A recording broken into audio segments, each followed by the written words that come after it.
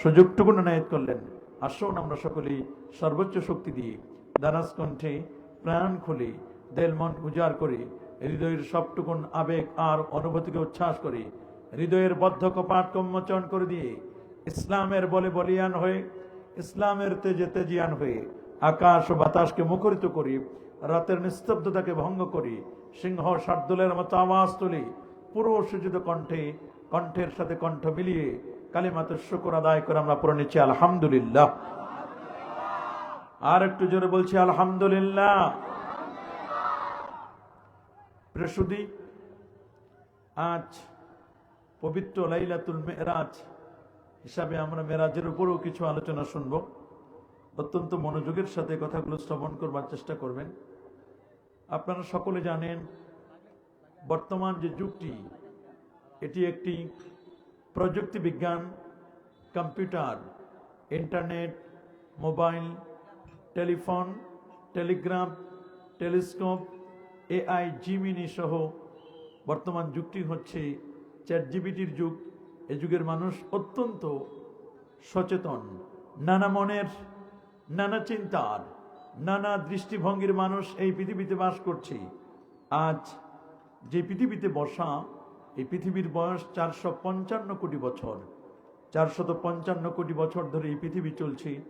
51,01,05,000 বর্গ কিলোমিটারের বিশাল এই পৃথিবী। এই পৃথিবীতে প্রায় 811 কোটি মানুষের বাস।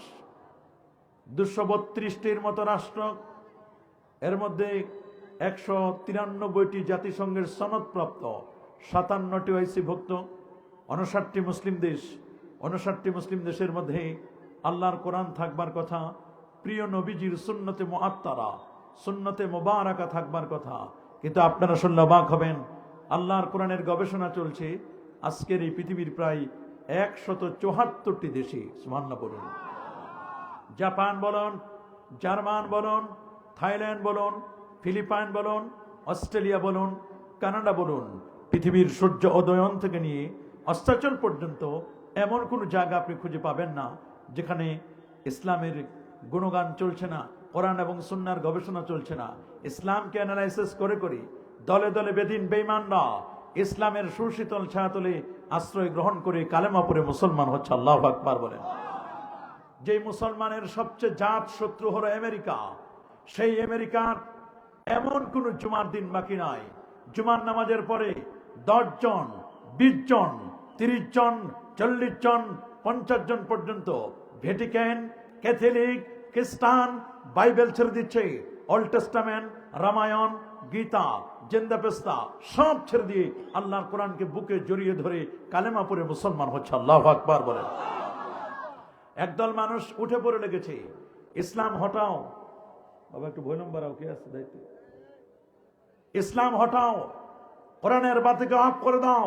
খোদার কসম করে বলি, এই বিশ্ব জগৎ থেকে ইসলাম আর মুসলমানকে, আল্লাহর কোরআনকে কি কখনো মিটানো সম্ভব হবে? ইসলাম এটি চেরাগ বাতির মতো নয়, কোরআন এটি মোমবাতির মতো নয় যে ফু দিলে নিভে যাবে। ইসলাম হচ্ছে as a energy bulb, as a sun, as a moon, সূর্যের মতো, চাঁদের মতো। চন্দ্র এবং সূর্যকে যেমন কেউ ফু দিয়ে নিভাতে পারে না, আল্লাহর কোরআনটাকেও কেউ কখনো ফু দিয়ে নিভাতে পারবে? কে বলেন পারবে নাকি? কোরআনের বাতি জ্বালিয়েছেন কে? এটাকে অফ করবেন কে? কোরআন নিয়ে যত ষড়যন্ত্র করো, আল্লাহর হাবিবকে নিয়ে যত ষড়যন্ত্র করো, ইসলাম নিয়ে যত ষড়যন্ত্র করো, সব ষড়যন্ত্র রুখে দিবেন আর অন্য কেউ নয়, তিনি হচ্ছেন আমার আল্লাহ। কথা বলুন।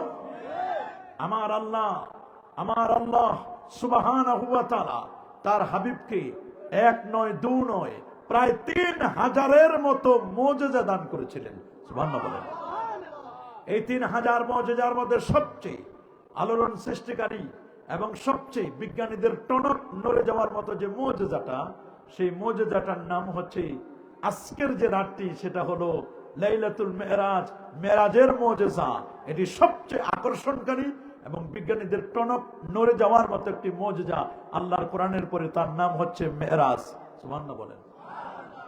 উলামায়ে কেরাম বলে দিয়েছেন স্পষ্ট করে যে আল্লাহর নবীকে আল্লাহ পাক রব্বুল আলামিন 1 নয় 2 নয় প্রায় 34টা মেরাজ দান করেছিলেন। কয়টা?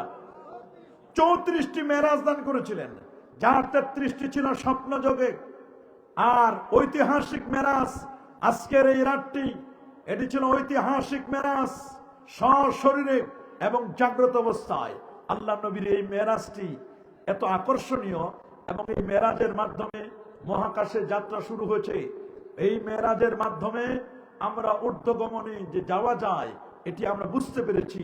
এবং আজকের যা কিছু আবিষ্কার, রকেট বলেন, প্লেন বলেন, সবগুলো মূলত আমার নবীর মেরাজকে কেন্দ্র করে এগুলো আবিষ্কার হয়েছে। আল্লাহু আকবার বলেন, আরো যেরকম আল্লাহু আকবার। প্রিয় সুধী, গভীর মনোযোগ। আজকের বিজ্ঞান বলছে যে মহাকাশে যাওয়া যায় না, মহাকাশে যাওয়ার কোনো সিস্টেম নাই। ওরা বলছেন আরশে আজিমে কেমনে যাবে, আরশে আজিমে যাওয়া সম্ভব নয়, আমরা তো মঙ্গল গ্রহের পর আর ক্রস করতে পারি না। তো নবীজি কেমনে প্রথম আসমান, দ্বিতীয় আসমান, চতুর্থ আসমান, পঞ্চম, ষষ্ঠ, সপ্তম আকাশ পাড়ি দিবেন, এরপর সিদরাতুল মুনতাহা হয়ে 70,000 নূরের পর্দা পাড়ি দিয়ে আরশে আজিমে তিনি কেমনে যাবেন? এটাকে তারা অসম্ভব মনে করে। ওরা বলছে অনেকগুলো বাধা। ওরা বলছে নবী যখন যাবেন সূর্যের সাথে ঝলসে যাওয়ার কথা। ওরা এক একটা বাধা দিতে দিতে মোট 174টা বাধা তারা রেডি করেছে। বলছে 174টা বাধা, উপরে যাওয়া যায় না, উপর থেকে আসাও যায় না, এটা অসম্ভব। আরশে আজিমের নবীর এই যে মেরাজ, এই মেরাজটাকে তারা বিশ্বাস করতেই চায় না। বলেন না নাউজুবিল্লাহ। মানুষ যেটাকে বিশ্বাস করবে না, এজন্য রব্বুল আলামিন তিনি সূরাত বনী ইসরাঈলের মেরাজের আলোচনা করতে গিয়ে প্রথমে তিনি একটা শব্দ ব্যবহার করেছেন। সেই শব্দটার নাম হচ্ছে সুবহান। বলেন কি শব্দ? আল্লাহ রাব্বুল আলামিন বলেন সুবহানাল্লাযী আসরা বিআবদিহি লাইলাম মিনাল মাসজিদিল হারাম ইলাল মাসজিদিল আকসা الذي باركنا حوله لنريه من آياتنا إنه هو السميع البصير। সুবহান শব্দ আরবের মধ্যে সুবহান শব্দটি দ্বারা এটা কসম বোঝানো হয়। সুবহান দিয়ে কসম করেছেন আমার আল্লাহ সুবহানাহু ওয়া তাআলা। তিনি বলে দিয়েছেন যে উপরে যাওয়াও যায়, উপর থেকে আসা যায়। বিজ্ঞান বলছে না, উপরে যাওয়া যায় না, উপর থেকে আসা যায় না। ওরা অসম্ভব মনে করে নবীজির মেরাজকে। আমরা বলবো বিজ্ঞান তো এরকম কত কথাই না বলে, এই বিজ্ঞানের কথার মধ্যে তো পরিবর্তন। সকালে একটা বলে, দুপুরে আরেকটা বলে, বিকেলে আরেকটা বলে, পারলে সন্ধ্যায় আরো একটা বলে। যারা বলেন, আপনারা যারা একটু মুরব্বী টাইপের আছেন আপনারা বুঝবেন। একবার 1999 সালে 5ই মে কিয়ামত হবে বিজ্ঞান ঘোষণা করলো। সব মানুষগুলো মসজিদে চলে আসলো। শুক্রবার মসজিদে জায়গা হয় না। যারা বিয়ে শাদী দেরি করে করতো, ডিলে করে করতো, তারাও বিয়ে শাদী করে টেনে মোটামুটি লাইভ লিড করতেছে। ওরা বলছে আমরা একটু মজাটা নিয়ে নিয়ে আমরা, তারাও বেশ সুন্দর মতো মানে কিয়ামতের জন্য পূর্ণ প্রিপারেশন নিয়ে যখন মসজিদে গেল, দেখে না কিয়ামত তো হয় না।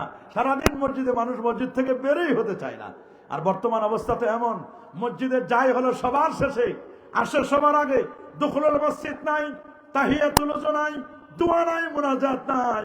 একটু নবীর প্রতি দরুদ এবং সালাম পড়বে, নবীকে ভক্তি ভরে সালাম দিবে, এটাও পর্যন্ত সময় পায় না। যাই সবার শেষে, আসে সবার আগে। কাবলাল জমানায় বাদাল জমানায় দোয়া মুনাজাত নাই, আসবে সবার শেষে, কিন্তু আসার সময় আমার জুতাগুলো পরিবর্তন করে নিয়ে আসে। কথা বলেন আছে না নাই?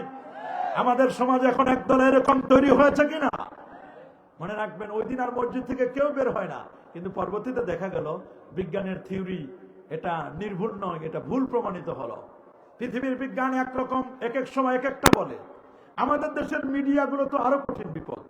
আমাদের দেশের মিডিয়া দেখেন না, যেইভাবে কিছুদিন আগে আলোচনা করলো, মনে হয় বাংলাদেশের ঢাকা ওরা নিজেরা ভূমিকম্প তৈরি করে মনে হয় ঢাকারে বিদায় করে দিবে।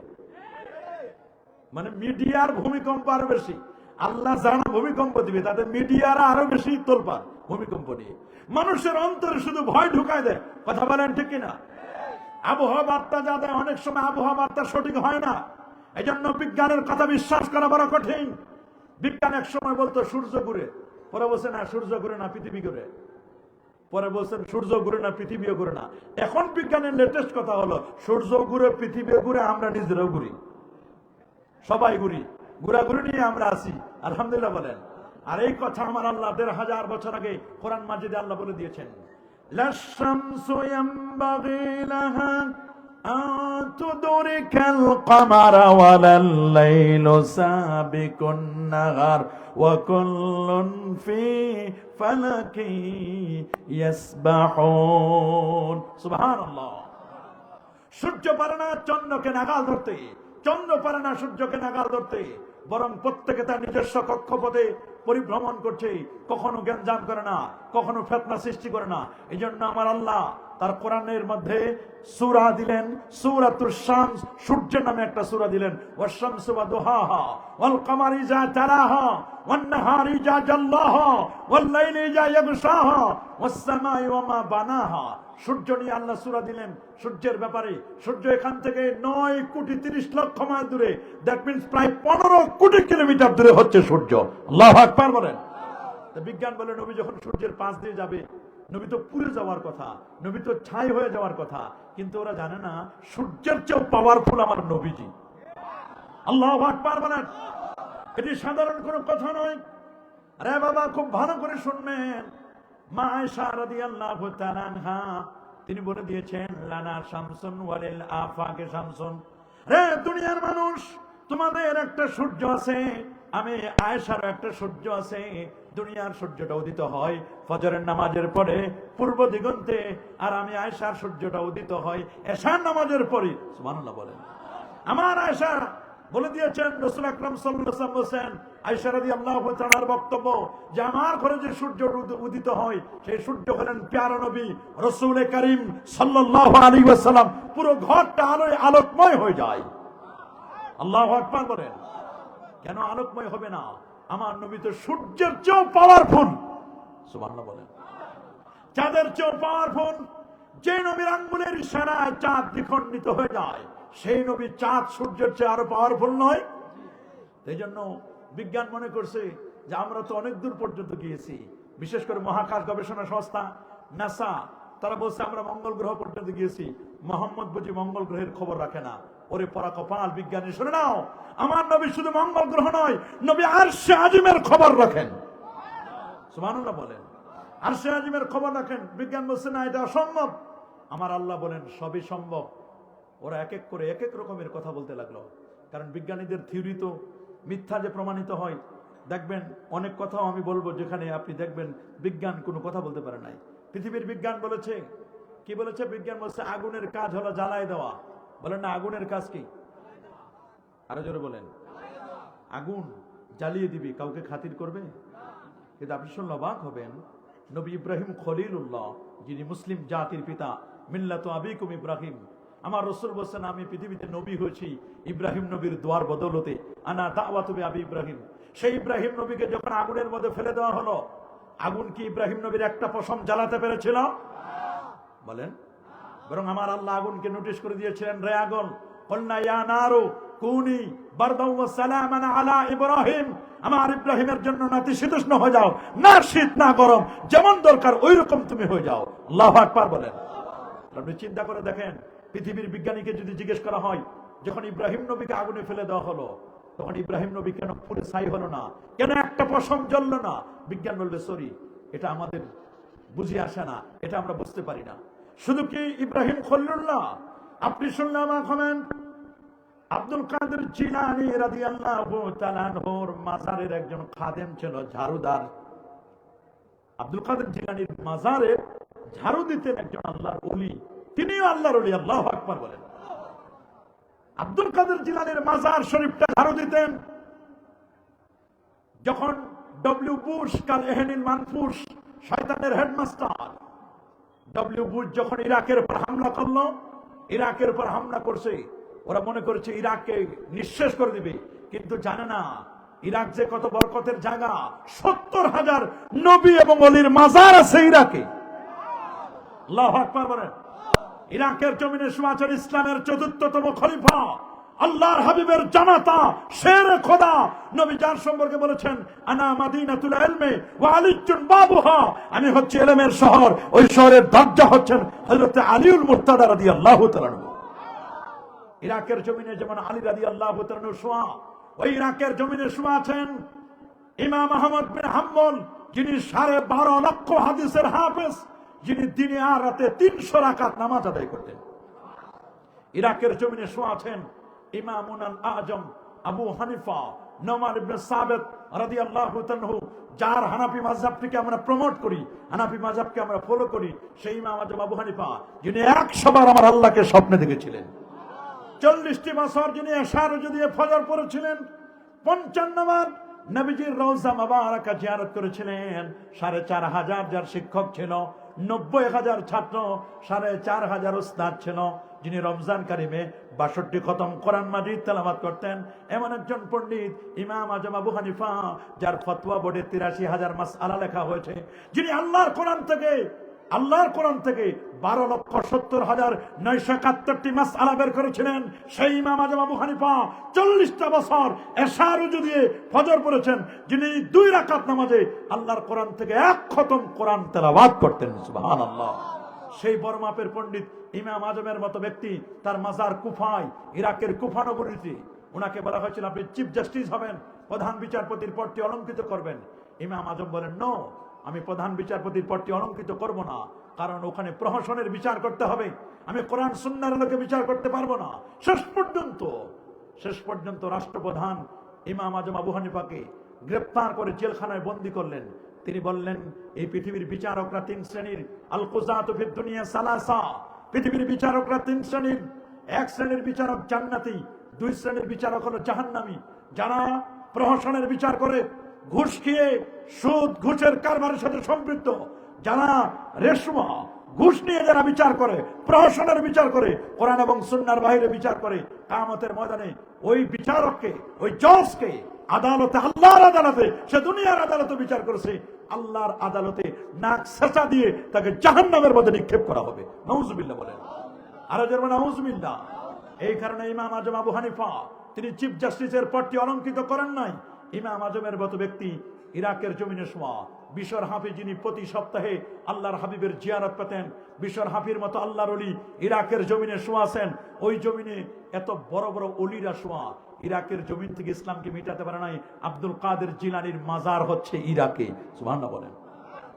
সে আব্দুল কাদের জিলানীর মাজারের খাদেম ঝাড়ুদারকে যখন গ্রেফতার করে আবু গারিব কারাগারে নেওয়া হলো, 40টা কুকুর দেওয়া হলো, যে কুকুরগুলো ক্ষুধার্ত 1 সপ্তাহ পর্যন্ত খায় নাই। ওদের টার্গেট ছিল আবু গারিব কারাগারের কুকুরগুলো। যে লোকগুলোকে গ্রেফতার করে নিয়ে গেছে, 40টি কুকুরের জন্য 25 জন মানুষকে যখন নিয়ে গেল, মনে করেছিল ছিঁড়ে খেয়ে ফেলবে।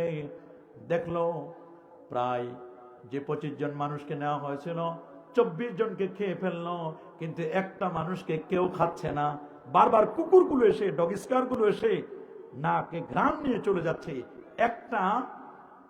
একটা মানুষকে খাচ্ছে না কুকুর। জিজ্ঞেস করা হলো কে উনি, অবাক হয়ে গেল, বলে উনি হচ্ছেন আব্দুল কাদের জিলানীর মাজারের ঝাড়ুদার। আল্লাহু আকবার বলেন। কুকুর চিনে, কুকুরও চিনে আল্লাহর ওলিদেরকে। আল্লাহু আকবার বলেন। এক্ষেত্রে যদি আপনি বিজ্ঞানীকে জিজ্ঞেস করেন যে কুকুর এখানে কেন খাতির করলো, বলে এটা আমার বুঝে আসে না, এটা আমি বুঝবো না, এখানে বিজ্ঞান বুঝবে না।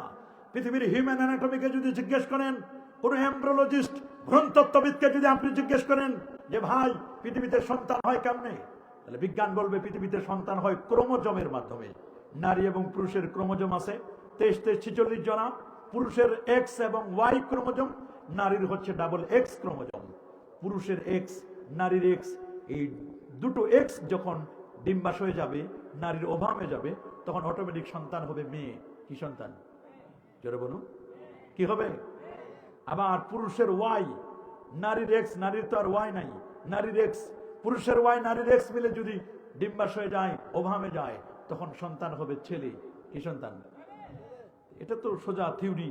আল্লাহ কোরআনেও বলে দিয়েছেন, হাল আতা আলাল ইনসান হিনুম মিনাদ দাহর লাম ইয়াকুন শাইআম মাযকুরা ইন্না খলাকনাল ইনসানা মিন নুতফাতিন আমশাজ নাবতালি ফাজআলনাহু সামিআম বাসীরা ইখতিলাফ মিন মাইর রাজুল ওয়া মিন মাইল মারআ। এক পক্ষ থেকে কখনো সন্তান হয় না, সন্তান হবে 2 পক্ষ থেকে। কিন্তু যদি আপনি জিজ্ঞেস করেন যে ঈসা রুহুল্লাহ, আজকে যেখানে লিখেছেন 16 জানুয়ারি 2026, এই যে 2026 আমরা লিখলাম, আমি যদি জিজ্ঞেস করি 2026টা কি, উত্তর অনেকেই দিতে পারবেন না। 2026 হলো, এটা ঈসাই সাল, এটা ঈসা নবীর জন্ম। ওনার বয়স বর্তমানে 2025 বছর 16 দিন, আজকের দিন সহ কতদিন? ঈসা নবীর বয়স হলো 2025 বছর 16 দিন। আজকে থেকে ঈসা নবীর বয়স 2025 বছর 16 দিন। অথচ আমার আল্লাহ তাকে 33 বছর 8 মাস 9 দিন বয়সে আল্লাহ তাআলা তাকে চতুর্থ আসমানে উঠাই নিয়েছেন। যদি ঈসা নবীর জন্মটা মিরাকেল, মিরাকেল একটা জন্ম, অত্যাশ্চর্য একটা ঘটনা। কারণ ঈসা নবীর যে ছেলে হিসেবে জন্ম নিলেন ঈসা আলাইহিস সালাম, যে ছেলে, এই ছেলে তো হওয়ার কথা না বিজ্ঞানের থিওরি মতে। কারণ বিজ্ঞান বলছে এক্স এবং ওয়াই ছাড়া ছেলে হবে না। অথচ মরিয়ম মা তো মরিয়ম, তার তো আছে ডাবল এক্স, ওনার তো কোনো স্বামী নাই। স্বামী ছাড়া সন্তান হবে কেমনে? বলেন না, স্বামী ছাড়া সন্তান হতে পারে? বাপ ছাড়া সন্তান হতে পারে? হযরতে মরিয়ম তো বলছেন ওয়ালাম ইয়ামসাসনি বাশার, আমাকে কোনো পুরুষ স্পর্শ করে নাই, আমার কেমনে সন্তান হবে? জিবরিল বলছেন মরিয়ম তোমার সন্তান হবে, আল্লাহ বলেছেন। আল্লাহু আকবার। হযরতে মরিয়ম আলাইহিস সালাম বলেন আমার সন্তান হবে। এটা অবাক করার মতো। বলে হ্যাঁ আল্লাহ বলেছেন সন্তান হবে। মুখটা হা করো। মুখটা হা করছে, জিবরিল আমিন মুখে ফু দিয়ে গেছে, মরিয়ম চুপ, তুমি কোনো কথা বলতে পারবা না। 1 দিন 2 দিন 3 দিন 5 দিন 6 দিন 7 দিন পর্যন্ত কথাবার্তা নেই। সেই সময় রোজার সিস্টেম ছিল মৌনতা, কথাবার্তা বলা ছাড়াই রোজা রাখতে পারতেন। আল্লাহু আকবার বলেন। রোজা রাখবে কিন্তু কথা বলতে পারবে না। বর্তমান তো আমরা, আল্লাহ বড় ইহসান করেছেন, আমরা রোজা রাখে কথা বলতে পারি। কথা এমন বলি, এমন গীবত শেকায়েত এমন করি, আমরা এমন বকবক করি যে আমাদের রোজার যে অ্যাকশন এটা থাকেই না। কথা বলেন, আরো যারা বলেন, রোজার অ্যাকশনটাই থাকতেছে না। বড় কঠিন অবস্থা। যদি আপনি জিজ্ঞেস করেন ঈসা রুহুল্লাহ কেমনে জন্ম নিল, ওনার তো ঈসা রুহুল্লাহর বাবা নাই, মরিয়মের স্বামী নাই, বিজ্ঞান মুখ থুবড়ে পড়ে যাবে। বিজ্ঞান বলবে সরি, এটা আমাদের পক্ষে সম্ভব না, এটা আমরা উদ্ঘাটন করতে পারবো না। এখানে বিজ্ঞান একেবারে সরি বলে ফেলবে।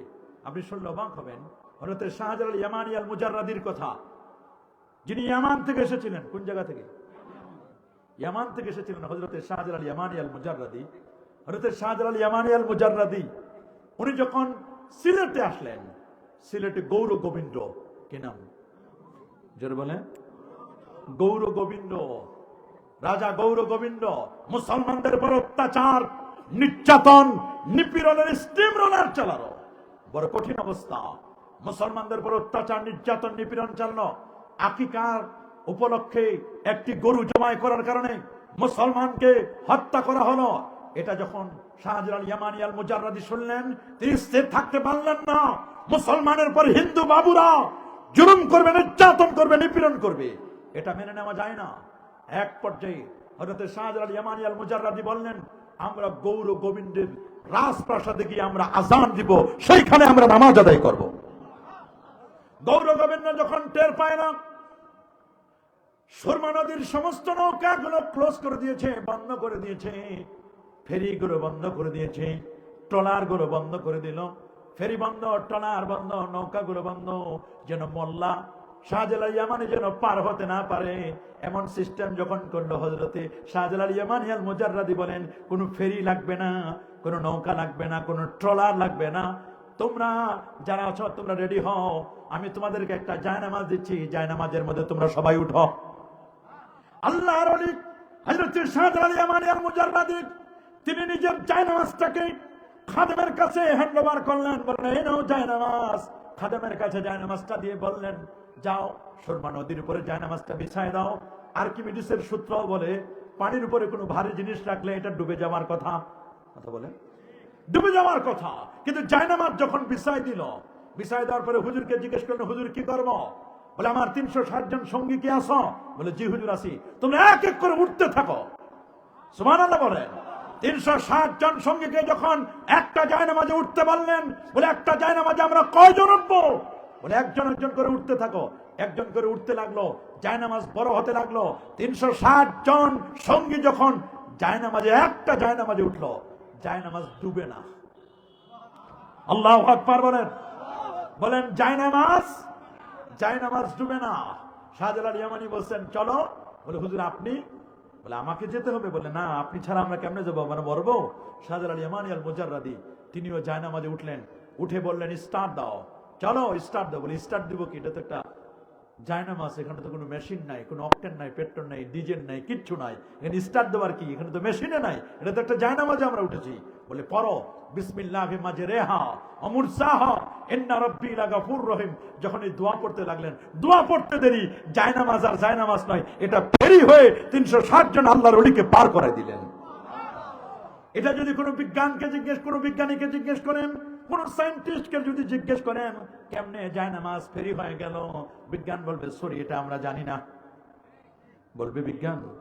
আরেকটি আপনি শুনলে অবাক হবেন, রাসূলের একজন প্রিয় সাহাবী হযরত আমর ইবনে আস রাদিয়াল্লাহু তাআলা 300 ঘোড়সওয়ার নিয়ে টাইগ্রিস নদী পাড়ি দিবেন। আফ্রিকার জঙ্গলে ওই পারে, আফ্রিকার ওপারে যুদ্ধের ময়দানে মুসলমান যাবে।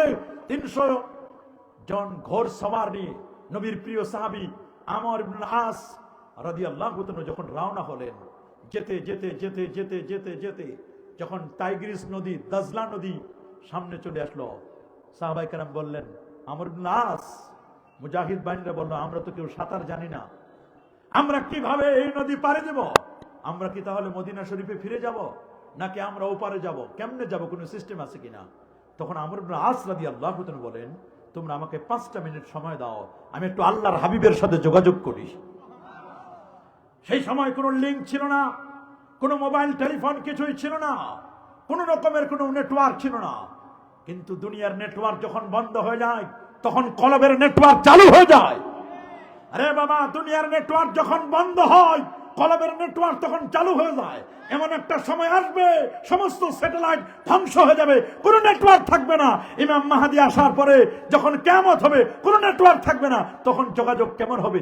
আর এখনো বিজ্ঞানীরা বলছে যে সেই দিন আর বেশি দূর নয়, সমস্ত নেটওয়ার্ক ব্যবস্থা যখন ধ্বংস হয়ে যাবে, তখন আল্লাহর ওলিদের কলবের নেটওয়ার্ক তখন জারি থাকবে। সুবহানাল্লাহ বলেন, আল্লাহু আকবার বলেন। দেখবেন দেখবেন সেই দিন আর বেশি দূর নয়, সেই দিন আর বেশি দূর নয়, সমস্ত নেটওয়ার্ক যখন ধ্বংস হয়ে যাবে, তখন কেমনে হবে? রাসূল আকরাম সাল্লাল্লাহু আলাইহি ওয়াসাল্লামের প্রিয় সাহাবী হযরত আমর ইবনে আস রাদিয়াল্লাহু তাআলা বললেন, আমি রাসূলের সাথে একটু যোগাযোগ করি। বলে, আপনি কিভাবে যোগাযোগ করবেন? বলে, আমাকে 5টা মিনিট সময় দাও, তোমরা এখানে একটু অপেক্ষা করো, আমাকে নিরিবিলি নিকুঞ্জ পরিবেশে সেফ জোনে আমাকে একটু যাইতে দাও।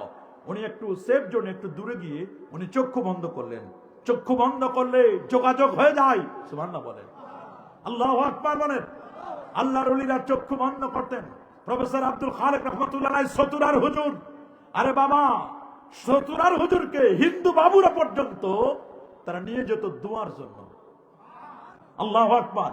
বলতো, হুজুর আমাদের এলাকায় কোনো বৃষ্টি হয় না, আপনি একটু দোয়া করে দেন, আপনি দোয়া করলে শুনছি বৃষ্টি হয়। সুবহানাল্লাহ বলেন, আল্লাহু আকবার বলেন। 300 ঘোড়সওয়ার কেমনে টাইগ্রিস নদী পাড়ি দিবেন, দাজলা নদী কেমনে পাড়ি দিবেন? নবীর প্রিয় সাহাবী আমর ইবনে আস রাদিয়াল্লাহু তাআলা নবীর সাথে যোগাযোগ করলেন। নবীজি বলেন, ওরা সাঁতার জানুক আর নাই জানুক, মুসলমান আমরা ফিরে যাওয়ার জাতি নই, ওদেরকে সামনে যেতে হবে। বলে, কি করব? বলে, 300 ঘোড়সওয়ার নিয়ে তোমরা দাজলা নদী পাড়ি দাও, দেখো কি হয়। 300 ঘোড়সওয়ার যখন ঘোড়াগুলো চালাই দিল, মুহূর্তের মধ্যে তারা ওপারে চলে গেল। একটা ঘোড়ার পায়ের খুরার মধ্যে 1 ইঞ্চি পরিমাণ পানি লাগে নাই, একটা ফোঁটা পানি লাগে না। আল্লাহু আকবার। যদি আপনি পৃথিবীর বিজ্ঞানীদেরকে বলেন, আর্কিমিডিসের সূত্র যারা আবিষ্কার করেছে তাদেরকে যদি জিজ্ঞেস করেন, 300 ঘোড়সওয়ার নদী পাড়ি দিল, কিন্তু একটা চুল পরিমাণ ভিজলো না, ঘোড়ার পায়ের খুরাও ভিজলো না, বিজ্ঞান বলবে এটা আমরা জানি না। এই জন্য বিজ্ঞানের কথা সবসময় বিশ্বাস করা যায় না। বিজ্ঞান বলছে মহাকাশের উপরে যাওয়া যায় না, সর্বোচ্চ মঙ্গল গ্রহ, এরপরে আমাদের কাছে কোনো তথ্য নাই। ওরা তো বলছে যে আকাশ হলো একটা, বাকিগুলো সব ধোঁয়া। আমার আল্লাহ বলেন, আকাশ একটা নয়, আকাশ হলো 7টা। এক একটা আসমানকে আল্লাহ তাআলা এক এক ভাবে বানাইছেন।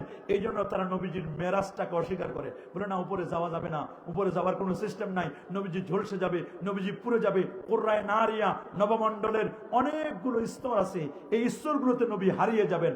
অথচ নিবেন তো আমার আল্লাহ, আল্লাহ নিবেন। আল্লাহ যদি কাউকে নেন, তাহলে পৃথিবীর কোনো বাধা থাকতে পারে? হাত করে দেখান, বাধা থাকতে পারে? নারায়ে তাকবীর, নারায়ে রিসালাত, আহলে সুন্নাত ওয়াল জামাত, সুন্নি মহাসমাবেশ, সুন্নি মহাসম্মেলন, দুরাইল গ্রামবাসীর মাহফিল, কোরআন সুন্নাহর আলো, কোরআন সুন্নাহ যেখানে নারায়ে তাকবীর। এই জন্য তারা মেরাজকে বিশ্বাস করতে চায় না, অথচ মেরাজ এটা কি আমরা বিশ্বাস করি কিনা? বলবেন হুজুর কেন মেরাজ হলো? মেরাজের পুরো সফরটাকে আমরা তিনটা ভাগে ভাগ করব। বলেন না কয় ভাগে? আরো জোরে বলেন কয় ভাগে? তিনটা ভাগে আমরা ভাগ করব। প্রথম ভাগ হলো বাইতুল্লাহ থেকে বাইতুল মুকাদ্দাস পর্যন্ত, এটার নাম হলো ইসরা। বলেন এটার নাম কি? এইটাকে যদি কেউ অস্বীকার করে তাহলে লোকটা ইমানদার হিসেবে পরিচয় দিতে পারবে না, লোকটি বেঈমান হয়ে যাবে। কি হয়ে যাবে? কারণ এটা কোরআন দ্বারা সাব্যস্ত, এটাকে অস্বীকার করার কোনো জো নেই, এটাকে অস্বীকার করা যাবে না। দ্বিতীয় হলো বাইতুল মুকাদ্দাস থেকে নিয়ে একেবারে সিদরাতুল মুনতাহা পর্যন্ত, এটা দ্বিতীয় সফর। এটাকে বলা হয় উরুজ, মেরাজ, সিঁড়ির মতো। সুবহানাল্লাহ বলেন। এটা হাদিসে মাশহুর দ্বারা প্রমাণিত। এইটাকে যদি কেউ অস্বীকার করে লোকটি পথভ্রষ্ট হবে, গোমরাহ হয়ে যাবে। আর সেই সিদরাতুল মুনতাহা থেকে নিয়ে লা জামান লা মাকান, আরো উপরে একেবারে কাবা কাউসাইন পর্যন্ত, দিদারে ইলাহি পর্যন্ত, এটা আরেকটা সফর। এটাকে উলামায়ে কেরাম বলেন এরাজ, ইসরা, মিরাজ, মেরাজ, এরাজ, এই তিনটা সফর। সুবহানাল্লাহ বলেন, আল্লাহু আকবার বলেন। এত বিশাল সফর, বছরের পর বছর লাগার কথা, কিন্তু আপনারা শুনলে অবাক হবেন, মাত্র অল্প সময়ের মধ্যে রাতের সামান্য একটা অংশে নবীজি উম্মে হানির ঘর থেকে নিয়ে আল্লাহর আরশ পর্যন্ত সফর করেছেন। অথচ বাইতুল্লাহ থেকে বাইতুল মুকাদ্দাস যেতে সময় লাগে 3 মাস। বলেন না কয় মাস? 3 মাসের পথ। বাইতুল্লাহ থেকে বাইতুল মুকাদ্দাস যেতে 3 মাসের পথ।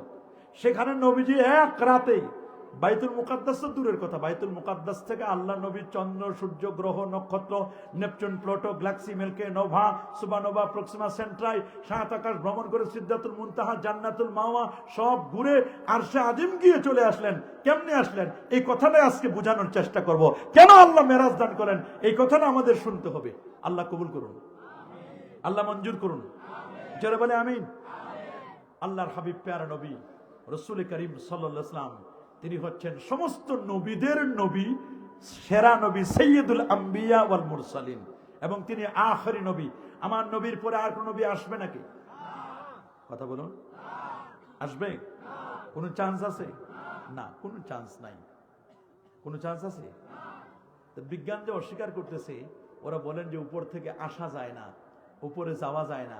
ওরা একটা থিওরি বের করছে। বলে থিওরিটা কি? বলে থিওরিটা হচ্ছে এই, উপর থেকে আসবে কেমনে? বলছে উপর থেকে এসেছেন, প্রমাণ আছে, আদম এবং হাওয়া। বলেন না, আদম এবং তারা ছিল কোথায়? জান্নাতে। বলেন না কোথায়? বলে জান্নাত কোথায়? বলছে ওয়ালাকাদ রাআহু নাজলাতান উখরা ইনদা সিদরাতুল মুনতাহা ইনদাহা জান্নাতুল মাওয়া। জান্নাতুল মাওয়ার পাশে হলো সিদরাতুল মুনতাহা, সিদরাতুল মুনতাহার পাশে হলো জান্নাত। আল্লাহু আকবার বলেন। তো সেই জান্নাত থেকে আল্লাহ আদম নবীকে পাঠালেন শ্রীলঙ্কায়, জাবালে আদম, আদম স্মৃতি, সেখানে আদম আলাইহিস সালামকে পাঠালেন।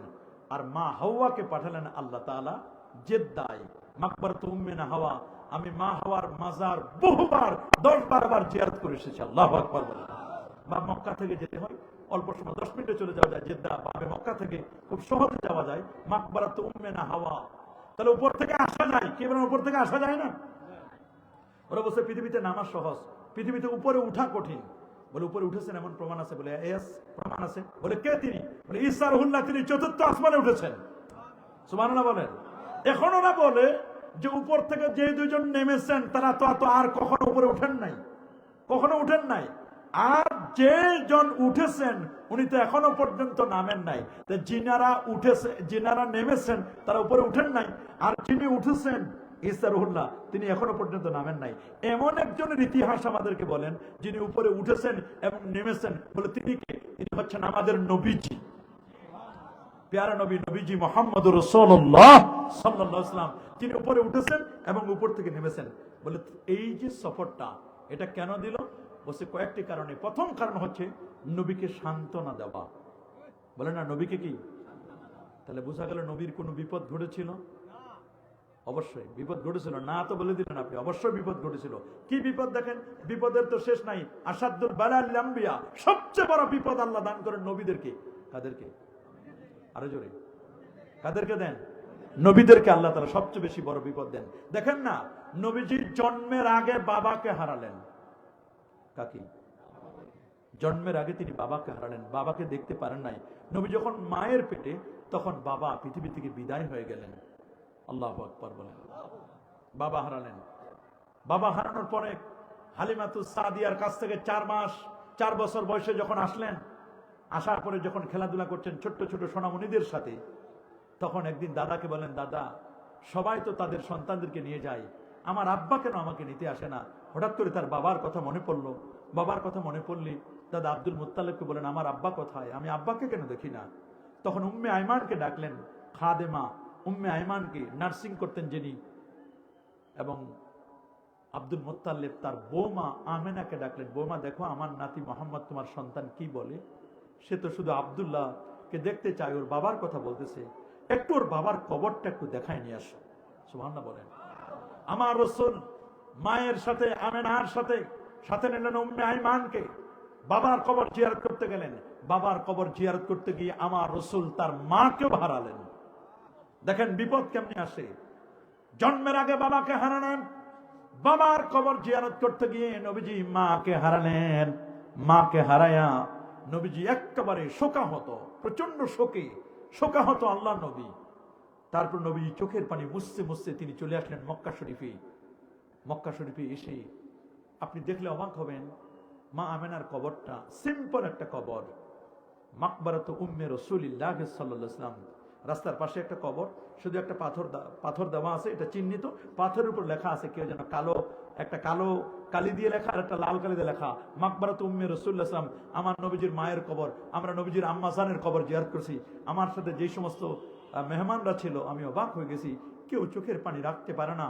আজকে পরা কপাল একদল বের হয়েছে, নবীর মা বাবার ব্যাপারে বলে নবীর মা বাবা নাকি জাহান্নামী। নাউজুবিল্লাহ বলেন। আমার নবীর মা বাবা কি জাহান্নামী? প্রশ্ন আসে না। আহলে সুন্নাহ ওয়াল জামাত আকীদা, ইন্না ওয়ালিদা রাসূলিল্লাহ সাল্লাল্লাহু আলাইহি ওয়াসাল্লাম মিন আহলিন নাজাত। নবীর মা এবং বাবা দুজনেই তারা জান্নাতি ছিলেন। একদল বলছে কবর জিয়ারত করা লাগে না। আরে বাবা, কবর জিয়ারত করা এটা সুন্নাত। বলেন না কবর জিয়ারত করা কি?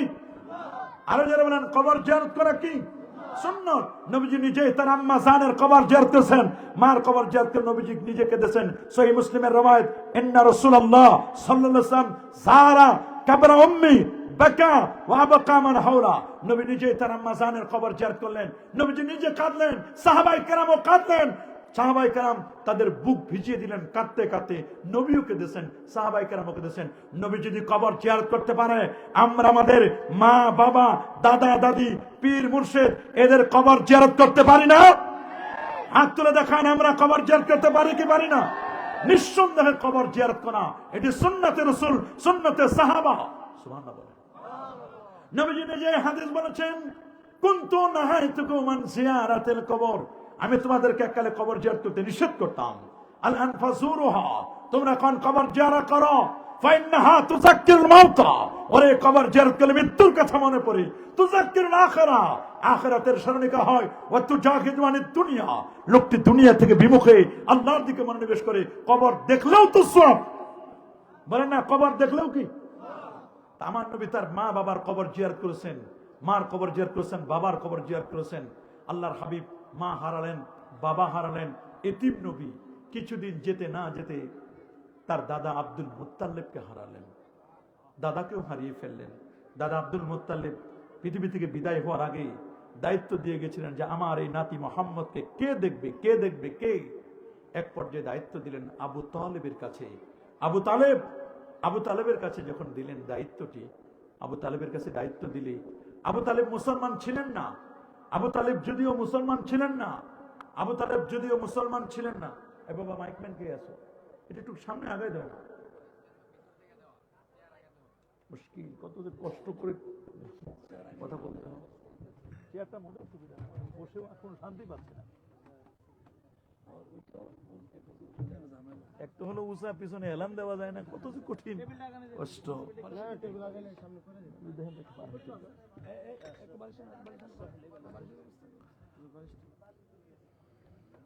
আল্লাহ গভীর মনোযোগ। মাশাআল্লাহ, এখন একটু আরাম লাগতেছে মনে হচ্ছে। গভীর মনোযোগ। আল্লাহ নবী তার মাকে হারালেন, বাবাকে হারালেন, মা বাবা হারানো, দাদাকে হারালেন, চাচা আবু তালেবকে দায়িত্ব দিলেন। সুবহানাল্লাহ বলেন। চাচা আবু তালেবকে দায়িত্ব দেওয়ার পরে চাচা আবু তালেব সিরিয়ার উদ্দেশ্যে ব্যবসায়ও নিয়ে গেছিলেন, ব্যবসার জন্য সিরিয়াও নিয়ে গিয়েছিলেন, ব্যবসা বাণিজ্যকে কেন্দ্র করে। সুবহানাল্লাহ বলেন। সেই চাচা আবু তালেবকে যখন হারালেন, নবীজি ভারাক্রান্ত হৃদয় চাচাকে হারাইয়া এবং খাদিজাতুল কুবরা রাদিয়াল্লাহু তাআলা আনহাকে হারালেন। হারানোর পরে মক্কাবাসীদের অত্যাচার, নির্যাতন, নিপীড়নে নবীজি অতিষ্ঠ। 3টা বছর শিয়াবে আবি তালেবে আল্লাহ নবীর উপর জুলুম নির্যাতন করা হলো। নবীজির খানাপিনা বন্ধ করে দিল, পানি পর্যন্ত বন্ধ করে দিয়েছে। নবীর ব্যাপারে আইন করেছে আবু জেহেল, উতবা, সাইবা। নবীজির নাগরিকত্ব তারা ক্যান্সেল করে দিবে। খানায় কাবায় আইন করে, আইন লিখিত সবার স্বাক্ষর করে আইনের কাগজগুলো তারা আইনের কাগজগুলো তারা আল্লাহর ঘর খানায় কাবার ভিতরে তারা রেখে দিয়েছে। খানায় কাবার ভিতরে রেখে দিয়েছে, মুহাম্মদ সাল্লাল্লাহু আলাইহি ওয়াসাল্লামের নাগরিকত্ব ক্যান্সেল করে দিয়েছে। নাউজুবিল্লাহ বলেন। আরে জোরে নাউজুবিল্লাহ। 3টা বছর পর নবীর পর যখন জুলুম নির্যাতন করা হলো, 3 বছর পর আল্লাহর হাবিব শিয়াবে আবি তালেব থেকে বের হলেন। বের হওয়ার পরে এটা বের হয়েছেন এমনি না, বলেন তোমরা যে আইন করেছো তোমাদের আইন একটাও ঠিক নাই। ঠিকই তারা কাবা শরীফ থেকে আইনের কাগজগুলো খুলে দেখেন, উই পোকা তাদের আইনের কাগজ সব খেয়ে ফেলেছে। নবী যে নাগরিকত্ব ক্যান্সেল করবে এইগুলো সব উই পোকা খেয়ে ফেলেছে, কোনো কিচ্ছু নাই। আল্লাহু আকবার বলেন।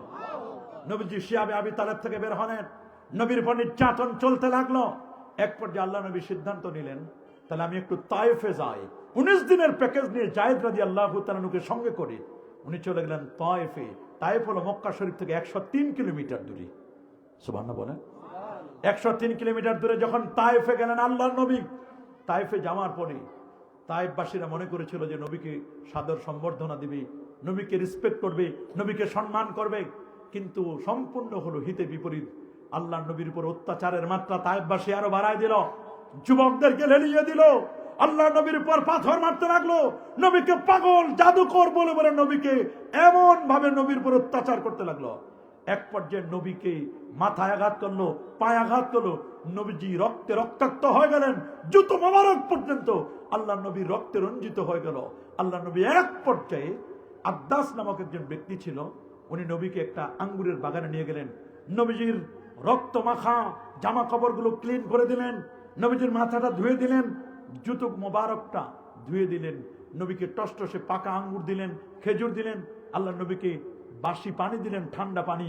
নবীজি পানি খেলেন, একটু স্বস্তি হওয়ার পরে বলেন, আপনাকে আমি একটা এক্সিটের রাস্তা, বের হওয়ার রাস্তা আমি আপনার জন্য একটা বের করে দিব। তখন আল্লাহ নবীকে এক্সিটের রাস্তা বের করে দিলেন, এই রাস্তায় আপনি চলে যাবেন মক্কা শরীফে।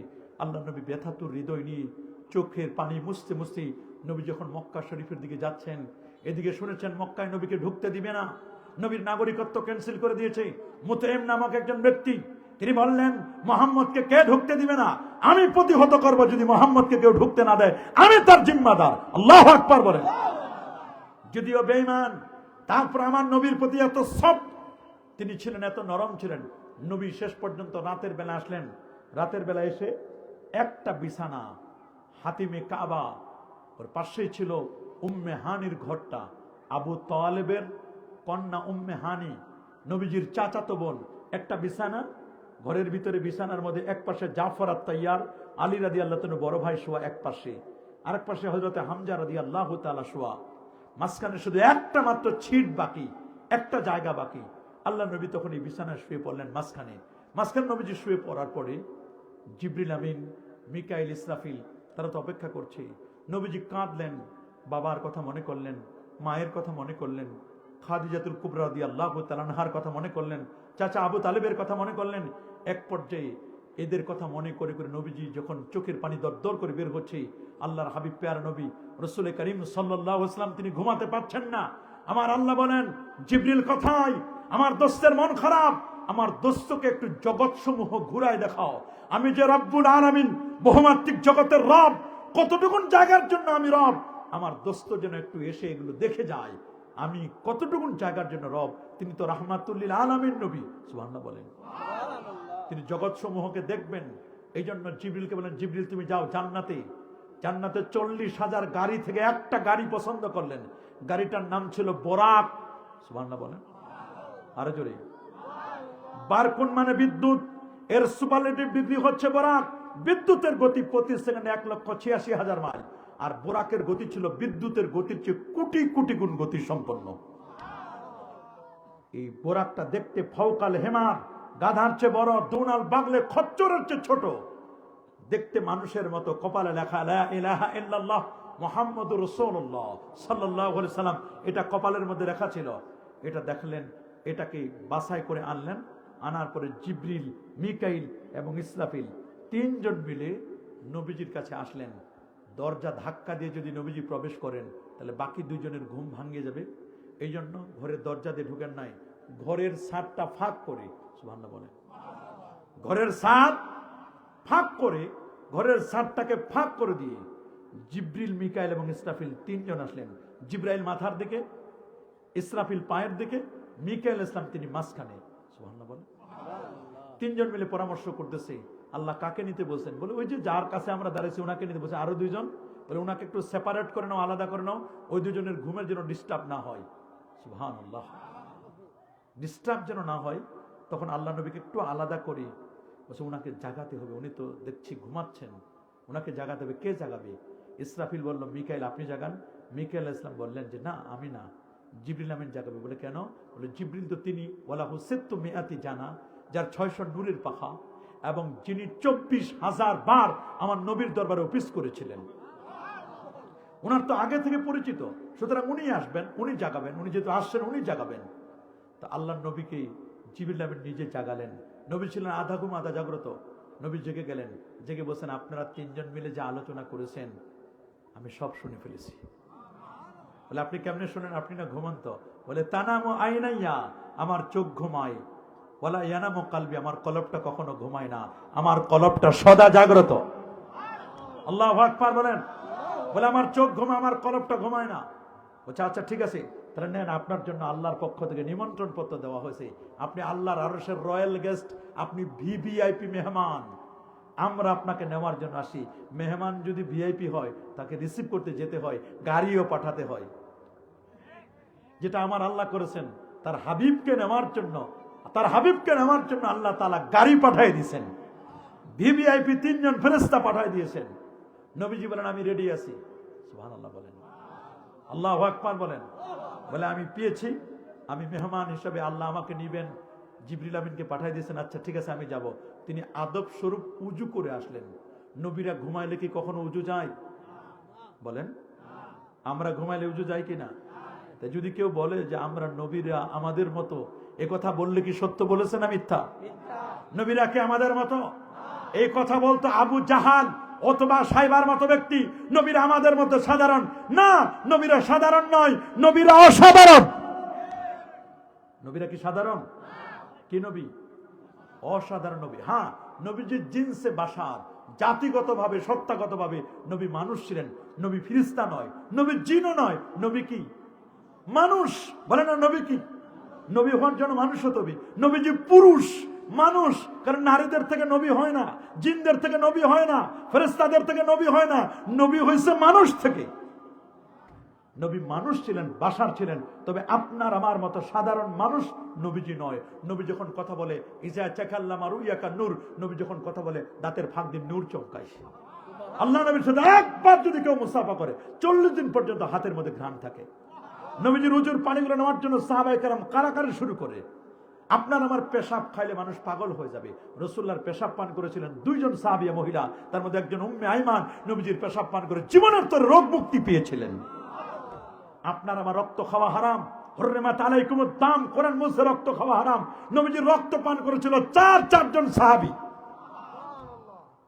রাসূল বলেন মান শারিবা দামি লা তামাসসুন নার আবাদা, যে আমার রক্ত পান করবে তাকে জাহান্নামের আগুন কখনো স্পর্শ করবে না। আল্লাহ নবী রেডি হয়ে গেলেন। জিবরিল আমিন বলেন হুজুর আপনি রেডি? বলে হ্যাঁ আমি রেডি। বলে আপনাকে একটা পাখায় আমি নিচ্ছি, আপনাকে কষ্ট দিব না। জিবরিল আমিনের 600 নূরের পাখা, একটা পাখায় নিয়ে আল্লাহর নবীকে নিয়ে আসলেন মাকামে ইব্রাহিম এবং জমজম কূপটা, যেখানে খানায় কাবা থেকে মাত্র 17 হাত দূরে। কে বলছেন 19 হাত? এই দূরে 17 থেকে 19 হাতের মধ্যে মাকাম ইব্রাহিম এবং জমজম কূপ। নবীজি বলছেন এই জায়গায় আমাকে শুয়াই দেওয়া হলো। আমাকে কি করা হলো? আমাকে শুয়াই দেওয়া হলো। আমার গায়ের উপর একটা সাদা চাদর দিলেন, জিবরিল আমিন আমাকে বললেন আপনার ওপেন হার্ট সার্জারি হবে, আপনি মহাকাশ ভ্রমণ করবেন অনেক দূর, আরশে আজিম পর্যন্ত অনেক দূর যাবেন, আপনার স্বাস্থ্য পরীক্ষা হবে। তো নবীজি শুধু এতটুকুন বললেন যে আমার স্বাস্থ্যটা কে চেক আপ করবে, কে পরীক্ষা করবে, কে করবেন ওপেন হার্ট সার্জারি? জিবরিল আমিন বলে আপনি কোনো টেনশন করবেন না, জান্নাত থেকে আল্লাহ তাআলা স্পেশাল মেডিকেল টিম আল্লাহ পাঠিয়ে দিচ্ছেন। সুবহানাল্লাহ বলেন। হাদিসের মধ্যে আসে উতিত বেতাসসিন, একটা ট্রে আনা হলো, স্বর্ণের সুই সুতা সবকিছু স্বর্ণের, রৌপ্যের, এগুলো সব স্বর্ণ এবং রৌপ্যের। রাসূল বলেন আমি দেখলাম সবুজ পাগড়ি পরিহিত একদল আসলো, এসে আমার গায়ের কাপড়টা সরাই ফেললো, সাক্কাত সাদরি ওয়া আখরাজা কালবি, এইখান থেকে নিয়ে নাভি পর্যন্ত পুরো বুকটা আমার চিরে দিল। আমার ওপেন হার্ট সার্জারি হলো, আমার কলবকে বের করা হলো। সুম্মা গুসিলা বিমায়ে জামজাম, কলবটাকে জমজমের পানি দিয়ে ওয়াশ করা হলো, ধৌত করা হলো। সুম্মা উমতুলিয়া বিন-নূরি ওয়াল হিকমাতি ওয়াল ঈমান, এরপরে সিনার ভিতরে নূর দিলেন, হিকমত, জ্ঞান, বিজ্ঞান, সায়েন্স, টেকনোলজি, যা যা দেওয়া দরকার সব ডাউনলোড করে দিলেন। সব ডাউনলোড করে দিয়ে এবার সেটআপ দিলেন। সুম্মা আতবাকা, আবার যেন ওপেন হার্ট সার্জারি করার পরে লাগাই দিলেন। বসে আপনার সব হয়ে গেছে, এনেস্থেসিয়া লাগে নাই, নবীজিকে অবশ করা হয় নাই, অটোমেটিক একেবারে শুধু টান মারছে, অটোমেটিক কুদরতি কারিশমায় নবীজির ওপেন হার্ট সার্জারি হয়ে গেল। নবীজি কোনো ব্যথা পেলেন না। জিবরিল আমিন বলেন হুজুর আপনার সব ওকে হয়ে গেছে, জান্নাতি গাড়ি বোরাক রেডি, আপনি এখন বোরাক রকেট চালাবেন আপনি। অথচ ইসলামের মানে পৃথিবীর নিয়ম হলো ওপেন হার্ট সার্জারি থেকে বের হয়ে 3 মাস তো বিছানায় শুয়ে থাকার কথা, বলেন না? কয় মাস? একটু রেস্ট নেবেন, খাবার দাবারের মধ্যে রেস্ট্রিকশন থাকবে, তিনি খুব ভারী জিনিস তুলবেন না, এগুলো কিচ্ছু না। জিবরিল আমিন বলেন হুজুর আপনি জান্নাতি গাড়ি আল্লাহ আপনার জন্য পাঠিয়ে দিয়েছেন, বোরাকে আপনি উঠবেন। এই বোরাকটার পিক আপ কোথায়, ব্রেক কোথায়, লাগাম কোথায়, আমি কিচ্ছু জানি না, এটি একমাত্র জানেন আপনি। আমি আপনার পিছনে বসে থাকব, আমি এগুলো জানি না, আপনি চালাই নিয়ে যাবেন। নবীজি বলছেন রাকিবতু বিল বারাক, আমি বোরাকে আরোহণ করলাম। সুবহানাল্লাহ বলেন। আমি কোনো ব্যথা পেলাম না, আমি ওই অবস্থায় বোরাকে আরোহণ করলাম। জিবরিল আমিন পিছনে ছাত্র হিসেবে বসলেন, নবীজি পিছনে বসে গেলেন। জিবরিল আমিন বলছেন আমি পিছনে, নবীজির সামনে। নবীজিকে বলা হলো ইয়া রাসূলুল্লাহ, ইয়া হাবিবাল্লাহ, এই গাড়িটা 4টা জায়গায় স্টপেজ দিবে। কয় জায়গায়? এটা গেট লক সার্ভিস নয়, এটা 4 জায়গায় স্টপেজ দিবে। কয় জায়গায়? 4টা জায়গায় স্টপেজ দিবে। বলে কোন কোন জায়গায়? বলে প্রথম স্টপেজটা হবে মক্কা শরীফ থেকে নিয়ে, মক্কা থেকে তো স্টার্টিং পয়েন্ট হলো মক্কা, ডেস্টিনেশন হলো আল্লাহ পাকের আরশ। আল্লাহু আকবার বলেন। ডেস্টিনেশন, মূল টার্গেট হলো আল্লাহ পাকের আরশ, স্টার্টিং পয়েন্ট হলো মক্কাতুল মুকাররমা, খানায়ে কাবা। যে খানায়ে কাবা 1 রাকাত নামাজ পড়লে 1 লক্ষ রাকাতের সওয়াব। যে কাবার ভিত্তি দিয়েছিল ফেরেশতারা, মানুষের মধ্যে ভিত্তি দিয়েছিলেন আদম সফিউল্লাহ, যার 45 বছর পর আরেকটা ভিত্তি দিয়েছিল, এটাও মুসলমানদের কিবলা, তার নাম বাইতুল মুকাদ্দাস। খানায়ে কাবা বাইতুল্লাহ থেকে প্রথম স্টপেজ দিল ইয়াসরিব, প্রায় 550 কিলোমিটার। সুবহানাল্লাহ বলেন। কত? চোখের পলকে চলে আসলো 500-550 কিলোমিটার দূরে ইয়াসরিবে। বলে এখানে নামেন, 2 রাকাত নামাজ পড়েন। বলে এটা কোন জায়গা? সুবহানাল্লাহ বলেন। আমি যেখানে 2 রাকাত নামাজ পড়লাম কোন জায়গা? বলে এটার নাম ইয়াসরিব। আপনি এখানে কিছুদিন পরে হিজরত করবেন, আপনার জীবনের শেষ নিঃশ্বাস এখানে আপনার ইন্তেকাল হবে। আপনি আসার পরে এটার নাম আর ইয়াসরিব থাকবে না, এটার নাম হবে আল মদিনা আল মুনাওয়ারা। সুবহানাল্লাহ বলেন। কি বলেন? মদিনা যাইতে মন চায় না? চায়? কার কার চাই দেখি? মাশাআল্লাহ মাশাআল্লাহ, আমরা সবাই মদিনা শরীফ যাইতে মন চায় কি চায় না? কিন্তু মদিনা শরীফের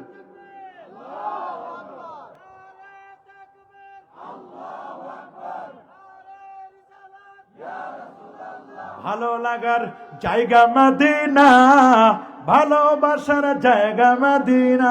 বলে না ভালো লাগার জায়গা কোথায়, ভালোবাসার জায়গা কোথায়? তবে এই মদিনার প্রেম, মদিনার ভালোবাসা আশিক ছাড়া কেউ বুঝবে না, নবীর প্রেমিক ছাড়া কেউ বুঝবে না।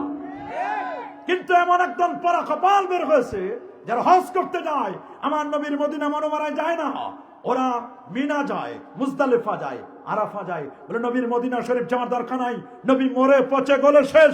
আমার নবী কি মরে পচে গলে শেষ? না, প্রশ্ন আসে না। আমার নবী আপন রওজা মুবারাকায় তিনি জিন্দা হায়াতুন নবী। যদিও নবীজি অনেক দূরে, মুমিনের কাছে দূরে নয়। সোনার মদিনা বহু দূরে, কিন্তু মদিনাওয়ালা আমার অন্তরে। আমার অন্তর জুড়ে মদিনা আছে রে, ওই মদিনা কবে যাব মন মানে না রে। কি মদিনা শরীফ যাইতে মন চায় না? নবীজিকে বলা হলো এটা মদিনা নাম হবে আপনি আসার পরে। এখানে আপনার হিজরতের জায়গা, আপনার জীবনের শেষ সমাপ্তিটা এখানেই। সুবহানাল্লাহ বলেন। নবীজি সেখানে কাঁদলেন, চোখের পানি ছেড়ে কাঁদলেন। আবার বোরাকে উঠলেন। নবীজি দেখলেন সবগুলো ঘুরে ফিরে দেখে বোরাকে উঠে নবীজি আবার রওনা। যেতে যেতে যেতে যেতে যেতে যেতে যেতে থেমে গেল বোরাক। বলে নামেন, এখানে 2 রাকাত নামাজ পড়েন। বলে এটা কোন জায়গা? বলে এই জায়গাটা। বলে পড়ছেন নামাজ? বলে হ্যাঁ পড়লাম। বলে কোন জায়গা? জিবরিল আমিন বলেছেন বাইতুল লাহম ফিহি উলিদা ঈসা। এটা বেথলেহেম, এটা ঈসা নবীর জন্মের জায়গা। সুবহানাল্লাহ বলেন। আজ থেকে 2025 বছর 16 দিন আগে ওই বেথলেহেমে ঈসা নবী জন্ম নিয়েছিলেন।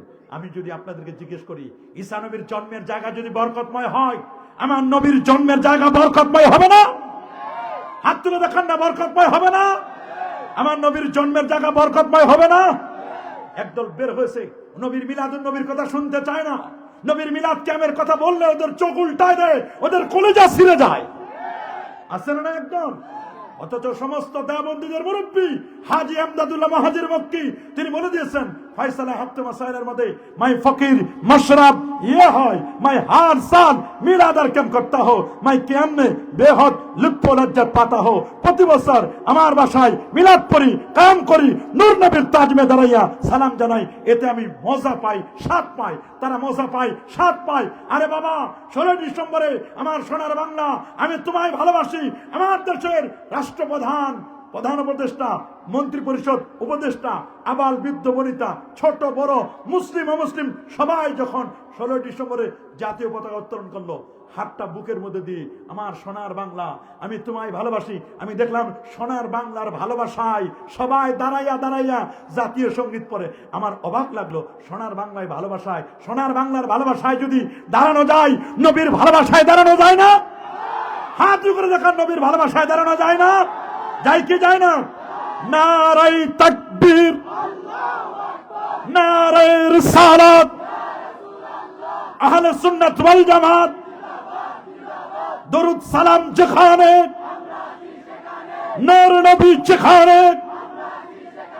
ওলি আল্লাহ যেখানে।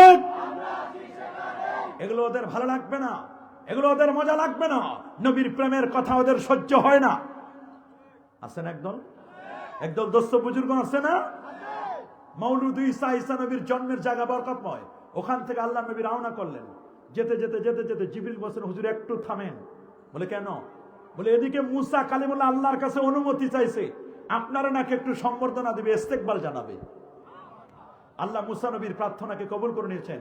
বলে কথাই তিনি।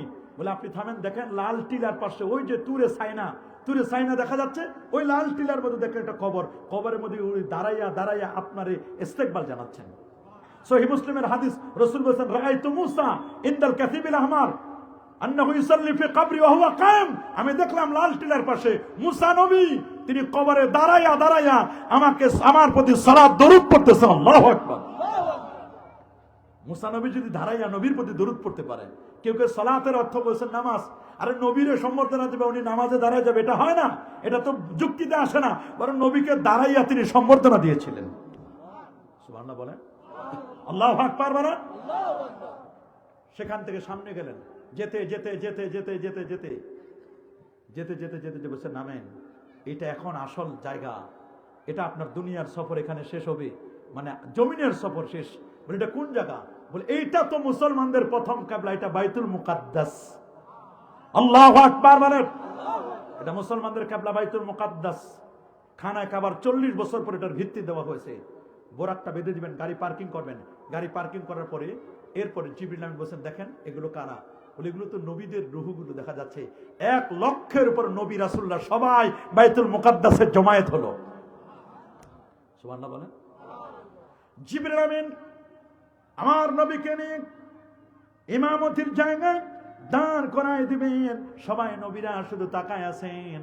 আজকের লক্ষাধিক নবী এবং রাসূলদের মধ্যে কে হবেন ইমাম? কেউ বলছেন আদম নবীর কথা, কেউ বলছেন মুসা নবীর কথা, কেউ বলেন ইব্রাহিম নবীর কথা। আমার আল্লাহ ইমাম রেডি করে রেখেছেন। ইমাম আসতেছে মুহাম্মদ রাসূলুল্লাহ সাল্লাল্লাহু আলাইহি ওয়াসাল্লাম। জিবরিল আমিন আমার নবীকে নিয়ে ইমামতির জায়গা দাঁড় করে দিলেন, হুজুর এখানে দাঁড়ান। জিবরিল আমিন দাঁড়ায় গেলেন, 2 রাকাত নামাজ পড়লেন।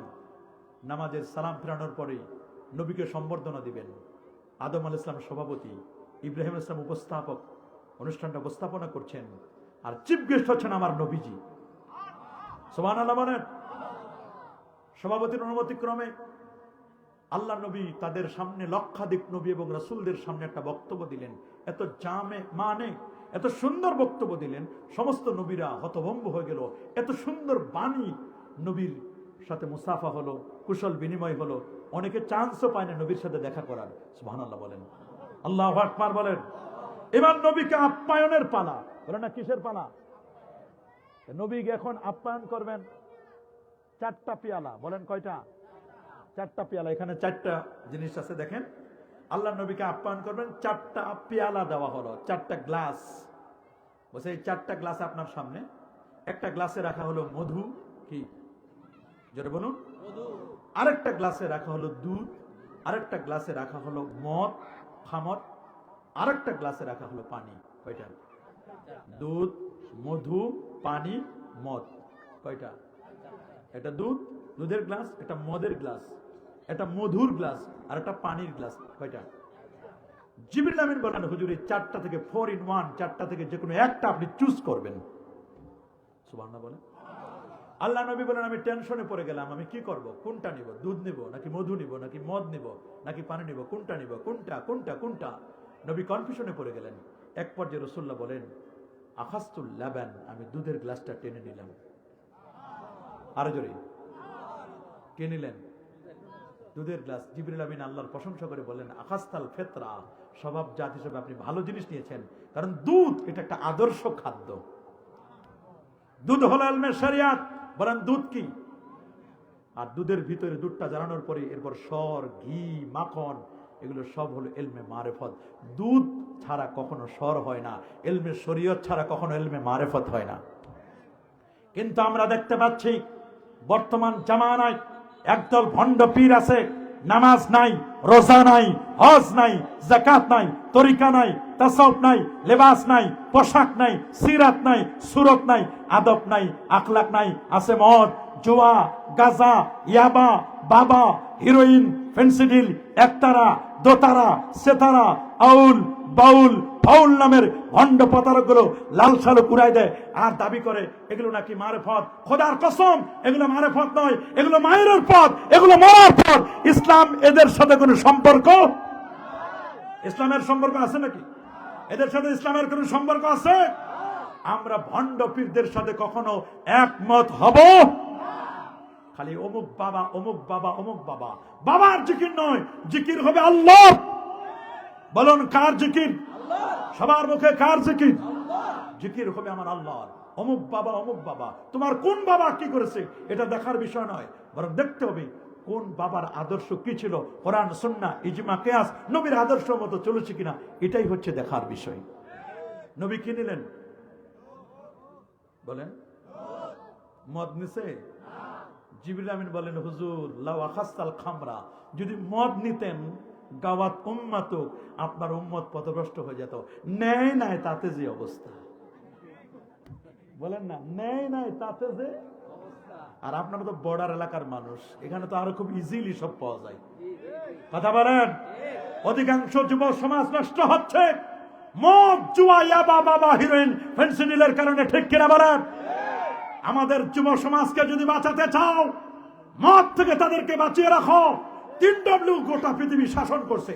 3W নিয়ে পৃথিবী বর্তমান আজকে কঠিন অবস্থা। কয় ডব্লিউ? www. 3W তো পৃথিবী শেষ করে দিচ্ছে। কয় ডব্লিউ? দেখেন না আপনারা যখন কিছু সার্চিং দেয় কয়টা লেখেন? www. 3W। এক ডব্লিউ হলো ওমেন, নারী। যত ফেতনার মূল হচ্ছে নারী। জোরে বলেন নারীর কাছে সবাই ধরা, যত বড় হুজুর হোক, আলেম হোক, পীর হোক, আর যত বড় ব্যারিস্টার হোক, আর যত বড় বিসিএস ক্যাডার হোক, জামালপুরের ডিসি শেষ। দেখেন নাই, নারীর কাছে সবাই ধরা। আরো বাড়াই কইছে, আমি আর পরের গুলো বলতে চাইছিলাম না। আরো কত বিসিএস ক্যাডার শেষ। এটা নারী, নবী বলছেন এটা সবচেয়ে বড় ফিতনা। আন-নিসাউ হিবালাতুশ শায়াতিন, নারীরা হলো শয়তানের দড়ি। কথা বলেন। আবার নারীর পদতলে সন্তানের বেহেশত। কোন নারী? নেককার নারী, ভালো নারী। তবে যে নারী পরকিয়া করে, আর যে নারী বেপরদাগিরি, বেহায়াপনা, বেলাল্লাপনা, যে নারীর চরিত্র নষ্ট, এই নারী জান্নাত তো দূরের কথা, দায়ুস নারী জান্নাতের ঘ্রাণও পাবে না। কথা বলুন, জোরে বলুন। দোষ দেয় যুবকদের, যুবকরা ইফটিজিং করে। কে তুমি খোলামেলা চলো কেন? ইফটিজিং করবে না তো কি করবে? তুমি খোলামেলা চলো কেন? তোমার পোশাক এত পাতলা হতে হতে এখন মশারিও টিকে না। কথা বলুন। মশারিও তো এখন টিকতেছে না, মশারি পর্যন্ত টিকতেছে না।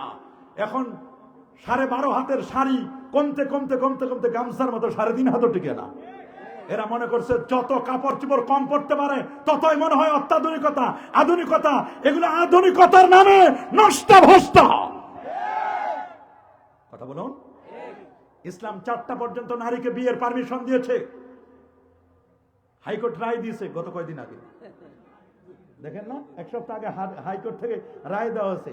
দ্বিতীয় বিয়ে করার জন্য প্রথম স্বামীর অনুমতি লাগবে না। এটা তো আগেও লাগতো না। সরকার আইন করেছিল অনুমতি লাগবে। ইসলাম 1500 বছর আগে আইন করেছে কোনো অনুমতির প্রয়োজন নাই। দ্বিতীয় বিয়ে করবে হালাল পদ্ধতিতে, এটার জন্য অনুমতি লাগবে। কিন্তু কত স্বামী নির্যাতিত নিপীড়িত অনেক স্ত্রীর দ্বারা সে বিয়ে করতে চাইবে, এটার জন্য অনুমতি লাগে। আর যখন এই স্বামীটা যখন পরকিয়া করে তখন অনুমতি লাগে না। একসাথে একজন স্বামী 4টা 5টা পর্যন্ত পরকিয়া যখন যুক্ত হয়, জেনা ব্যভিচারে লিপ্ত হয়, তখন অনুমতি কেন সরকার গুরুত্ব দেয় নাই? কথা বলুন। ও বিয়ে করে অনুমতি লাগে, হালাল জিনিস অনুমতি লাগে। মনে রাখবেন, যেই সমাজে জেনা ব্যভিচার সহজ, ওই সমাজে বিবাহ কঠিন। আর যে সমাজে বিবাহ সহজ, ওই সমাজে জেনা ব্যভিচার কঠিন হয়ে যায়। বিবাহকে সহজ করুন, বিবাহকে সহজ করুন, পরকীয়া বন্ধ হয়ে যাবে, যৌতুক বন্ধ করে দিন, সব ক্লোজ হয়ে যাবে। কথা বলুন। কেমন ডাকাতের ডাকাত, যে বাবা তার মেয়েটাকে 18 বছর 20 বছর পর্যন্ত বড় করে, আস্তে আস্তে করে বড় করে, এই মেয়েটাকেই তো তোমার কাছে দিয়ে দিল। তুমি কত বড় ডাকাত হয়েছো। আবার মেয়ের বাবার কাছে 10 লাখ টাকা তুমি যৌতুক নামের, কৌতুক নামের হারাম পেশাব খাচ্ছ তুমি। কথা বলুন। আমার রাসূল এগুলোকে সম্পূর্ণ নিষেধ করে দিয়েছেন। আল্লাহ নবী মদ দেন নাই, নিছেন নাকি? মধু নিলেন না কেন? বলে মধু নেন না এই জন্য, যদি মধু নিতেন তাহলে তো অবস্থা বড় কঠিন হয়ে যেত। কারণ মধু সবার কাছে পাওয়া যায় না। মধু এটা এলিট পার্সন যারা, 1200-1400 টাকা কেজি, তা তো অরিজিনাল পাওয়া যায় না। মধুর নামে খাওয়াই বিষ। বলে মধু খাওয়াই কি? আরো জোরে কি খাওয়ায়? আল্লাহ মধুমক্ষিকার নামে একটা সূরা দিলেন।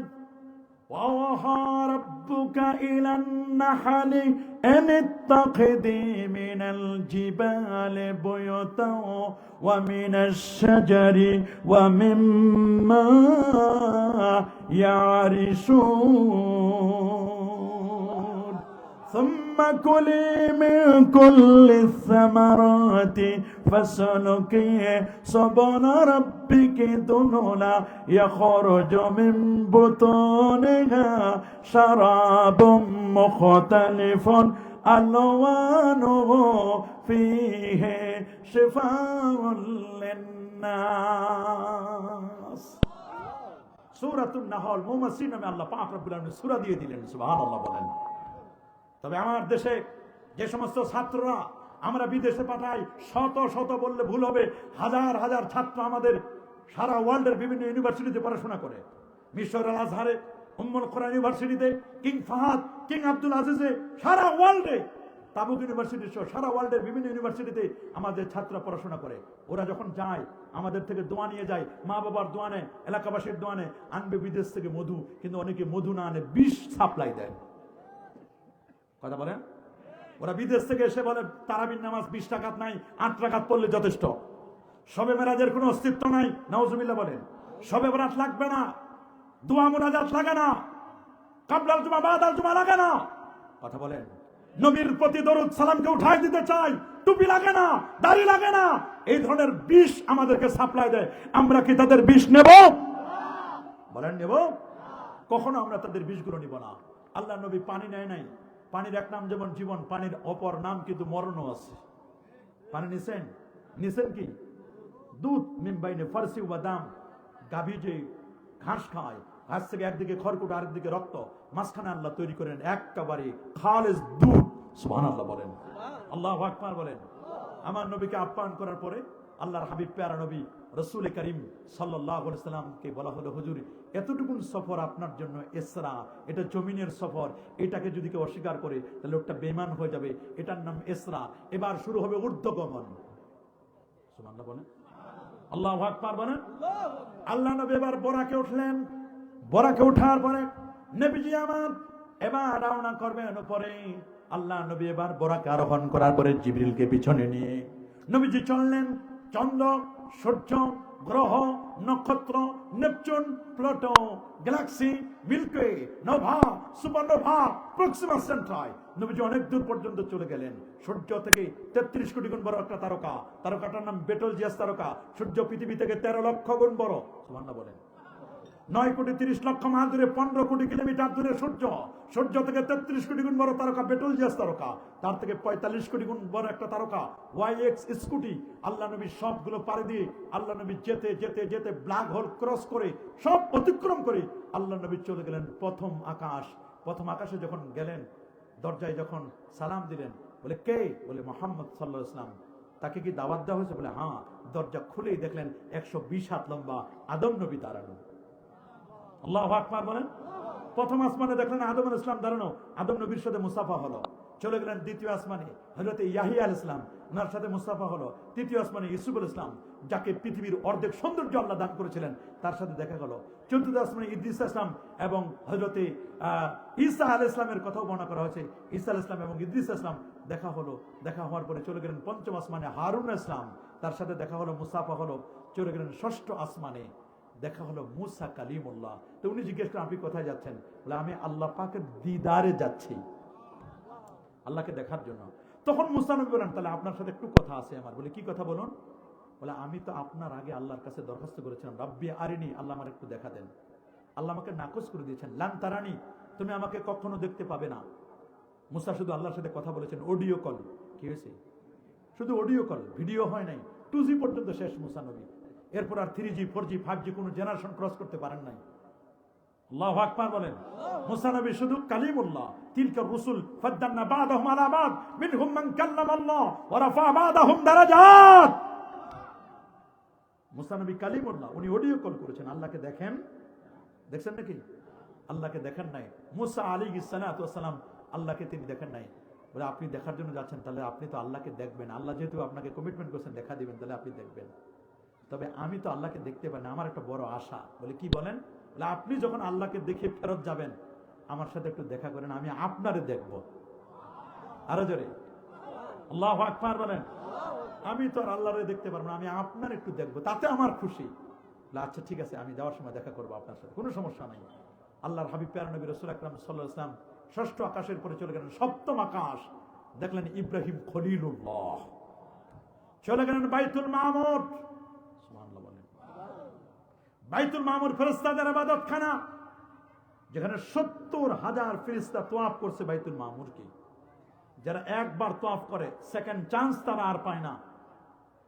বাইতুল মামুরের ফেরেশতারা সবাই, পৃথিবীর যত ফেরেশতা, আসমান জমিনের সমস্ত ফেরেশতারা আল্লাহর কাছে আবেদন জানাচ্ছে, আল্লাহ নবীরা আখেরি নবীর সাথে দেখা করলো, সাহেবুল মেরাজ সাহেব কাবা কাউসানের সাথে দেখা করলো, আমরা কি দেখা করবো না? আল্লাহ আপনি আমাদের ব্যবস্থা করে দিন। তখন সিদরাতুল মুনতাহায় আমার নবী গেলেন, একেবারে 7 আসমানের পরে চলে গেলেন সিদরাতুল মুনতাহা। সিদরাতুল মুনতাহা দেখলেন সমস্ত ফেরেশতাকুল নবীর সাথে সাক্ষাৎ করলেন। সিদরাতুল মুনতাহার পরে 70,000 নূরের পর্দা, একটা পর্দা থেকে আরেকটা পর্দার দূরত্ব 500 বছর রাস্তা, সবগুলো পারে দিলেন। লা জামান লা মাকান, পাড়ি দিয়ে আল্লাহ নবী চলে গেলেন একেবারে উপরে, একেবারে উপরে আরশে আজিম পর্যন্ত পৌঁছে গেলেন। আমার আল্লাহ বলেন ওয়াতিতা আরদান লাম ইয়াতাহাদুন ক্বাবলাকা ওয়ালা বাদাকা, আপনি এমন একটা স্টেজে আসেন, এই স্টেজে আগে কেউ আসে নাই, পরে কেউ আসবে না, এ পর্যন্ত এনে আমি আল্লাহ আপনার শান, আপনার মান, আপনার ইজ্জত, আপনার তাজিম, আপনার তাওকির আমি আল্লাহ বাড়াই দিলাম। নবীজি আল্লাহকে দেখলেন, 50 ওয়াক্ত নামাজ পড়লেন। নবীজি লা ইকাল্লিফুল্লাহু নাফসান ইল্লা উসআহা লাহা মা কাসাবাত, এই আয়াত পেলেন উম্মত যেন শিরক না করে, তাওহীদপন্থী হয়। এটা পাওয়ার পরে, এরকম বেশ কিছু হাদিয়া পাওয়ার পরে আল্লাহ নবী রাতের মধ্যে ফেরত আসলেন। পৃথিবীর বিজ্ঞান বলছে অসম্ভব। আমি আগেই বলেছি, আসলে কি অসম্ভব না সম্ভব? নিবে কে? আরো জোরে। এখন ওরা একটা কথা বলে যে এত শর্ট টাইমে কেমনে নিল? সুবহানাল্লাহ বলেন। নবীজির ব্যাপারে বলছে লাইলান তানবিনে তানকির, রাতের কিছু অংশে, অথচ মক্কা শরীফ থেকে আপনার বাইতুল মুকাদ্দাস যেতে 3 মাসের পথ, এত শর্ট টাইমে নবীজি কেমনে গেলেন? এটা কি সম্ভব নাকি? আল্লাহ বলেন সম্ভব। দেখো কত প্রমাণ আছে কোরআনে। দেখেন আপনি, আপনার বলেন উজাইর আলাইহিস সালাম নামে একজন নবী ছিল, কি নাম বলেন? নবী উজাইর। উনার সাথে তার আরেক ভাই জন্ম নিয়েছে, একসাথে জন্ম নিলেন। দুজনের জন্ম একদিনে, মৃত্যু একদিনে, কিন্তু একজনের বয়স 150 বছর, আরেকজনের বয়স 50 বছর। অবাক করার মতো না? জন্ম একদিনে, মৃত্যু একদিনে, অথচ একজনের বয়স কত? 150 বছর, আরেকজনের বয়স কত? 50। কেমনে? বলছে উজাইর আলাইহিস সালামকে আল্লাহ তাআলা 100 বছর মৃত্যু দিলেন। কত বছর? ফাআমাতাহুল্লাহু মিআতা আম, 100 বছর আল্লাহ তাআলা তাকে মৃত্যু দিলেন। ফাআমাতাহুল্লাহু মিআতা আম, 100 বছর মৃত্যু দেওয়ার পর আল্লাহ তাকে জাগালেন। জাগানোর পরে আল্লাহ পাক রব্বুল আলামিন জিজ্ঞেস করলেন, উজাইর কাম লাবিস্তা, কত বছর ঘুমাইলা? উজাইর আলাইহিস সালাম বলছে, আল্লাহ লাবিস্তু ইয়াওমান আও বাদা ইয়াওম, একদিন অথবা একদিনের কিছু বেশি। আল্লাহ বলেন বাল লাবিস্তা মিআতা আম, বরং তুমি 100 বছর ঘুমাইছো। কত বছর? সবাই বলেন। বলছে আল্লাহ আমি যে 100 বছর ঘুমাইছি আমি তো বুঝতে পারতেছি না। আমরা তো মাঝে মধ্যে ঘুমাই 5 ঘন্টা 7 ঘন্টা ঘুমানো, মনে হচ্ছে এই মাত্র ঘুমাইলাম, ঘুমিয়ে পূর্ণ হলো না, ঠিক না? হয় না এরকম? উনি 100 বছর ঘুমাইছে। উজাইর আলাইহিস সালাম বলছে আল্লাহ আমি যে ঘুমাইছি 100 বছর কেমনে বুঝবো?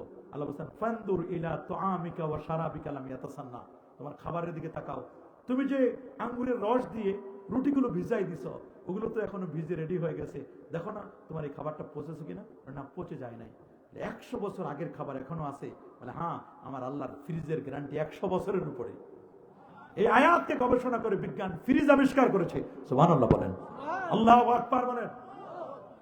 তাহলে উজাইর ইসলাম 100 বছরকে মনে করেন একদিন অথবা একদিনের কিছু বেশি।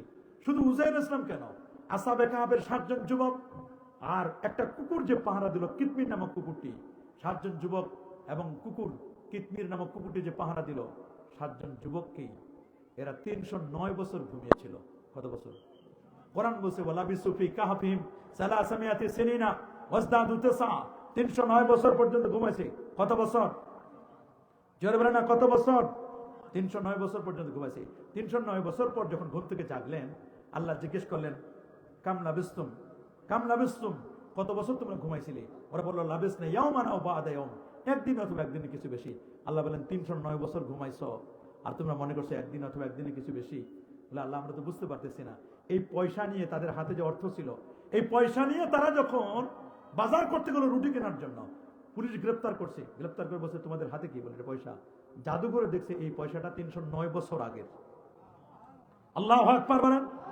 কত বছর আগের? 309 বছর আগের ঘটনা। বলে তোমরা ছিলে কোথায়? বলে আমি তো গুহায় ছিলাম। 309 বছরকে তারা একদিন একদিনের মতো মনে করছে, একদিন এক রাতের মতো মনে করছে। আল্লাহ নবীর এক রাতের ঘটনা কেউ বলছেন 27 বছর বেশি চলে গেছে, কিন্তু আমরা টের পাই না। আহারে কত পরিবর্তন, আহা কত বিশাল ঘটনা। সুবহানাল্লাহ বলেন। বলছে নবীজিকে কেমনে নিলেন এত শর্ট টাইমে? আরে বাবা, একজন আল্লাহর ওলি, তার নাম আসিফ ইবনে বরখিয়া। যিনি আসিফ ইবনে বরখিয়া, এই লোকটি ছিলেন সুলাইমান নবীর মন্ত্রী পরিষদের একজন সদস্য। সুবহানাল্লাহ বলেন। একজন আল্লাহর ওলি ছিলেন, মন্ত্রী পরিষদের সদস্য, সুলাইমান নবীর মন্ত্রী পরিষদের সদস্য। সুলাইমান নবী 1 লাইনের একটা চিঠি লিখেছিলেন। কয় লাইনের? জোরে বলেন, আরো জোরে বলেন। 1 লাইনের একটা চিঠি লিখেছিলেন রানী বিলকিসের কাছে। ইন্নাহু মিন সুলাইমান ওয়া ইন্নাহু বিসমিল্লাহির রহমানির রহিম আল্লাহ তাআলা আলাইয়া ওয়া আতুনি মুসলিমিন। 1 লাইনের চিঠির জবাব রানী বিলকিস যখন দিতে আসলো, 40 জন সদস্য নিয়ে রানী বিলকিস যখন সুলাইমান নবীর সাথে সাক্ষাৎ করতে আসলেন, সুলাইমান নবীর সাথে সাক্ষাতে দেখা হয়ে যাবে মাত্র 4 থেকে 5 মিনিট বাকি। কত? ওই সময় এক মুরব্বী বলছেন, সুলাইমান নবী, আপনি যে রানী বিলকিসকে দাওয়াত করেছেন, ওনার জন্য কোনো ঘর বাড়ি রেডি করছেন? উনি কোথায় এসে বসবে, ওনার জন্য কি আয়োজন করেছেন, কোথায় কি করেছেন? বলে, না, কিছুই না। বলে, তাহলে আয়োজন করার দরকার নাই, ওনার তো একটা সিংহাসন আছে, 300 জানালা বিশিষ্ট, 27 তলা ভবন, কোরআনে নাম দিচ্ছে এটার নাম আরশ, বড় সিংহাসন। বলে, তাহলে আপনি ওনার সিংহাসনটা ইয়ামান 1500 কিলোমিটার দূরে, অনেক দূরের সেই সাবা প্রদেশে ওনার সিংহাসনটা নিয়ে আসেন। বলে, সময় কত? বলে, 5-6 মিনিট সময় আছে। বলে, এত দূর থেকে এত বড় একটা সিংহাসন আনা সম্ভব? বলে, আপনি আল্লাহর পয়গাম্বর, আপনি বললে সম্ভব।